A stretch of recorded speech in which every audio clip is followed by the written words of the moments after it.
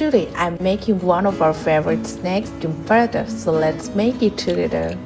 Dim paratha, quick, tasty, and perfect for any time. Just take your dough, roll it out, and get your egg mix ready with a pinch of salt, onion, green chili, and coriander leaves.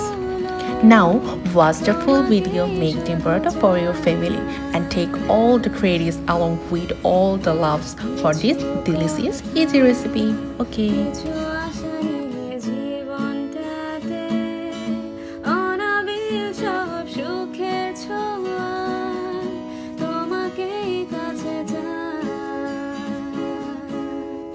ওই শুধু